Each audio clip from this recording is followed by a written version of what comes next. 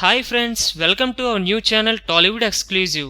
మేము ప్రతిరోజు మీకోసం కొత్త ఫిల్మ్ అప్డేట్స్ మీ ముందు ఉంచుతాం. మీరు మా ఛానల్ ని సబ్స్క్రైబ్ చేసి మమ్మల్ని ఆదరిస్తారని ఆశిస్తూ ఈ రోజు అప్డేట్ లోకి వెళ్దాం.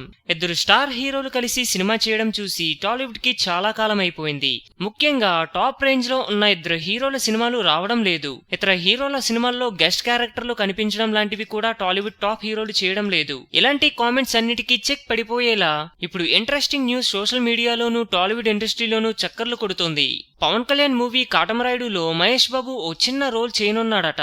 క్లైమాక్స్ లో వచ్చే ఈ పాత్ర కొన్ని నిమిషాలు పాటే ఉన్నా చాలా ఇంట్రెస్టింగ్ గా ఉంటుందని అంటున్నారు. ఈ పాత్రకు మహేష్ అయితే సరిగ్గా సరిపోతాడని భావించి దర్శకుడు డాలీ వెళ్లి మహేష్ ను అడగడం, గ్రీన్ సిగ్నల్ ఇచ్చేయడం కూడా జరిగిపోయిందనే టాక్ వినిపిస్తుంది. ఇప్పటి వరకు ఈ విషయంపై అటు మహేష్ నుంచి కానీ ఇటు పవన్ సైడ్ నుంచి కానీ కన్ఫర్మేషన్ లేదు కాబట్టి ఇప్పటికీ ఇది రూమర్ మాత్రమే.